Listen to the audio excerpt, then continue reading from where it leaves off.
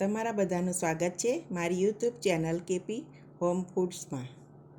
આજે આપણે બનાવીશું ભીંડા બટાકાનું શાક। તો તમે પણ આવી રીતે એકવાર જરૂરથી ટ્રાય કરજો। તો ચાલો બતાવું।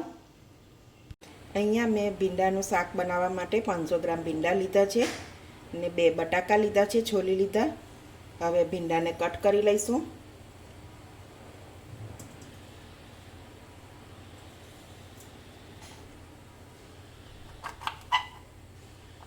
ભીંડાને હું લાંબા કટ કરીશ।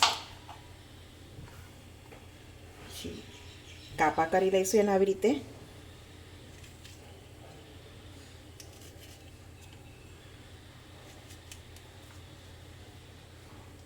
બધા ભીંડા આવી રીતે કરી લઈશું।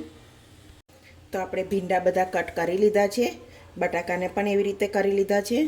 હવે આપણે વઘારી લઈએ। તો આપણે એક કઢાઈ લઈ લીધી છે, 4 ટેબલ સ્પૂન જેટલું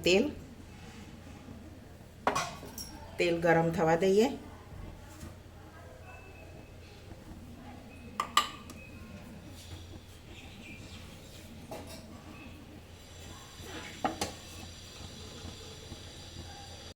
તો તેલ ગરમ થઈ ગયું છે। થોડું જીરું, લીલા મરચાં,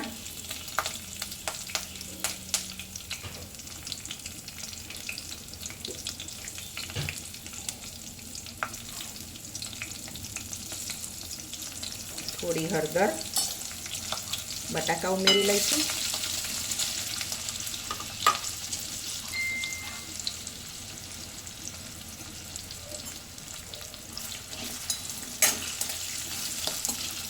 થોડી વાર એને શેકાવા દેવાના બરોબર।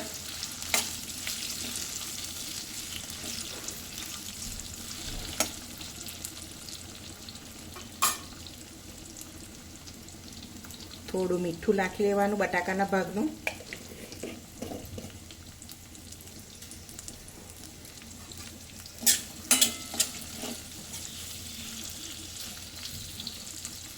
પાંચ એક મિનિટ કૂક થવા દઈશું। ઢાંકી દઈએ। બટાકા જોઈ લઈએ।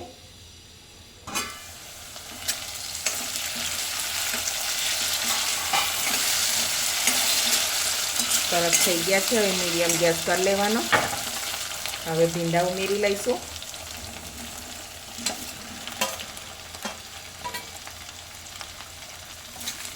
બરાબર મિક્સ કરી લેવાનું।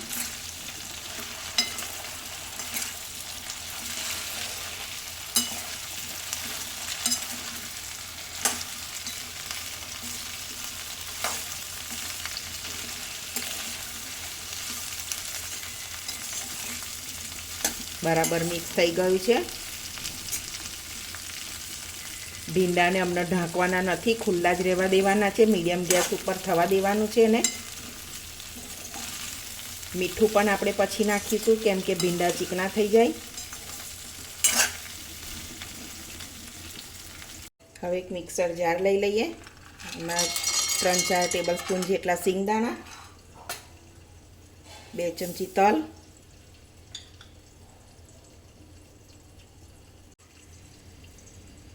2 ચમચી જેટલો ચણાનો લોટ શેકેલો લેવાનો, સ્વાદ પ્રમાણે મીઠું, થોડી હળદર, અડધી ચમચી લાલ મરચું, અડધી ચમચી ધાણા જીરું, થોડું જીરું, બધાને વાટી લઈશું।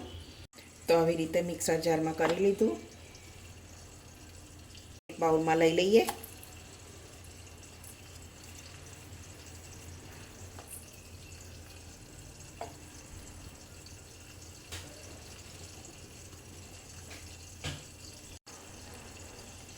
અહીંયા થોડો એવો આમચૂર પાવડર લઉં છું, તમારે ના લેવો હોય તો સ્કીપ કરી શકો છો।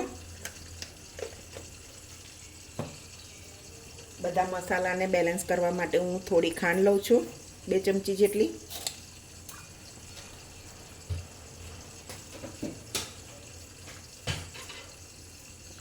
થોડા ધાણા, 2 ચમચી જેટલું તેલ, બધું મિક્સ કરી લઈશું.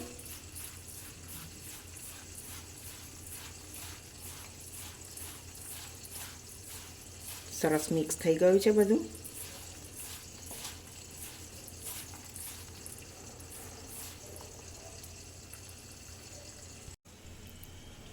તો આપણે ભીંડા ફરી જોઈ લઈએ.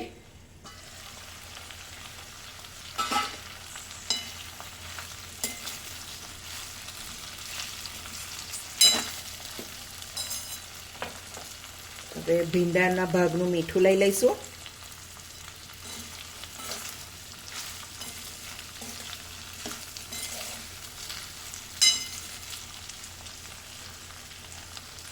ફરી આપણે ઢાંકીને 5-1 મિનિટ રહેવા દઈશું. હવે આપણે શાક જોઈ લઈએ.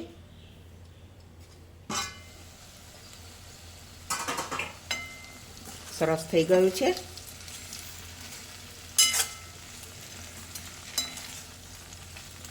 હવે આપણે આ મસાલો બનાવ્યો હતો તે ઉમેરી લઈએ. છૂટો છૂટો ઉમેરી લેવાનો છે.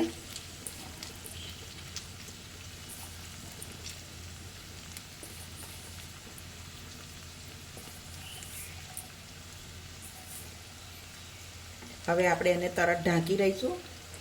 એને હમણાં હલાવવાનો નથી. થોડી વાર થરવા દઈએ ને. તો હવે આપણે શાકને જોઈ લઈએ.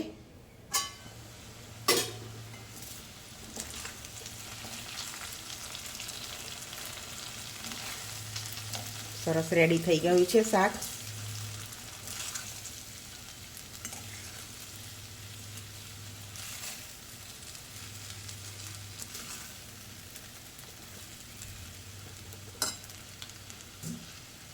હવે થોડા ધાણા ઉમેરી લઈશું.